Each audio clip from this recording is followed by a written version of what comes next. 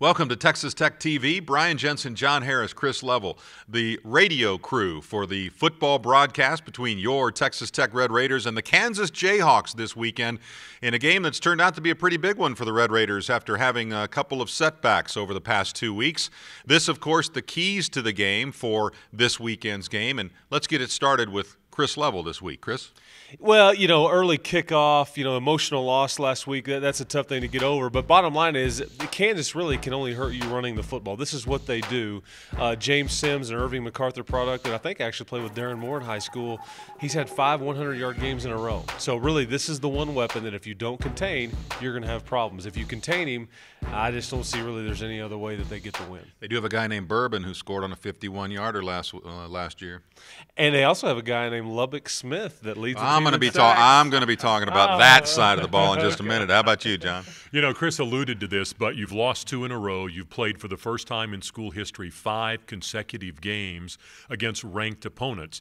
It's an early start. You're coming off an emotional, disappointing loss to Texas. You got to get over the hangover early. You don't want to give Kansas an opportunity to jump out in front of you. Suddenly you have to figure out a way to get back in the ball game at home for the final time.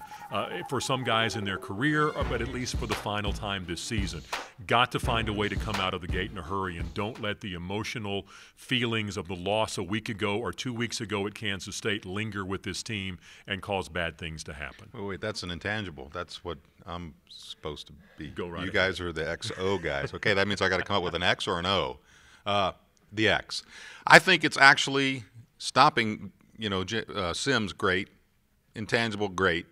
But you cannot make mistakes. You can't give them a reason to stay in the game. So my key to the game is that Seth Dagey and company protect the football. Do whatever they have to do to protect the football. The defensive backs for Kansas each have 2 interceptions throughout this season. So that would be 2, 4, 6, 8 for the 4 starting defensive backs, including Lubbock Smith.